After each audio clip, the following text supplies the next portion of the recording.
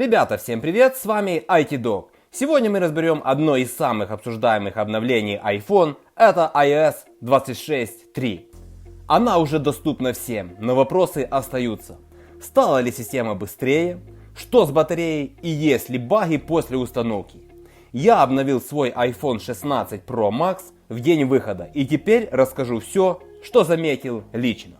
Но прежде чем начать, буду благодарен, если поддержите меня лайком и нажмете на колокольчик под этим видео.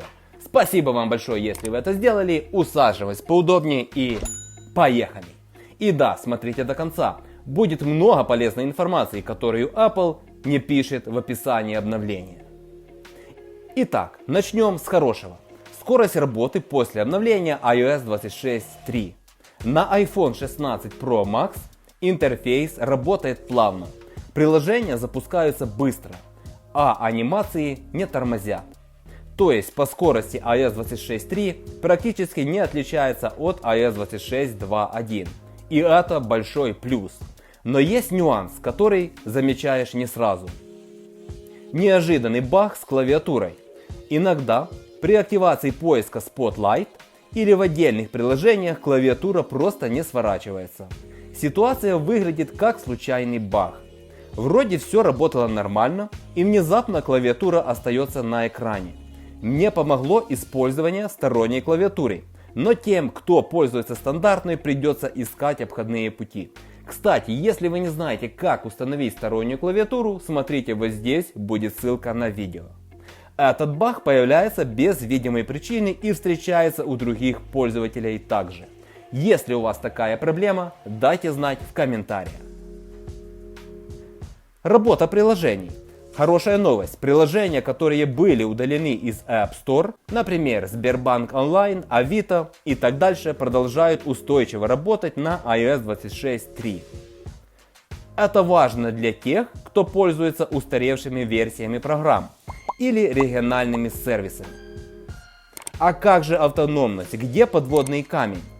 Самый спорный момент – это время работы iPhone после обновления iOS 26.3.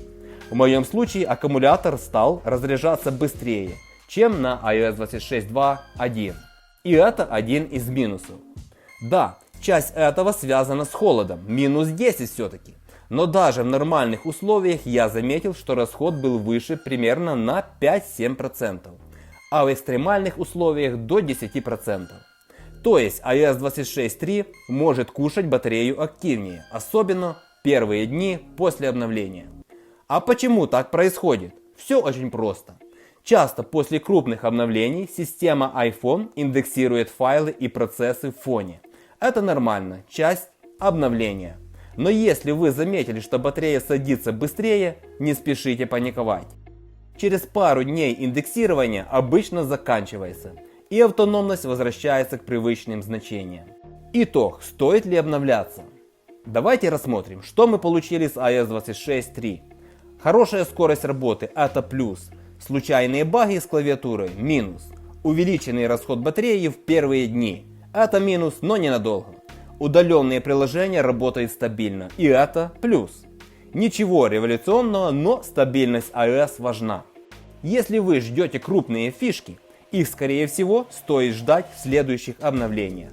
Но если вам важна стабильность и исправление мелких ошибок, обновляться можно.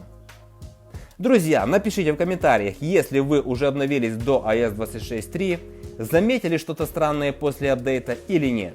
А также подписывайтесь на канал, ставьте лайк и обязательно нажмите на колокольчик. Будем разбирать еще больше iOS фишек и неожиданных багов Apple.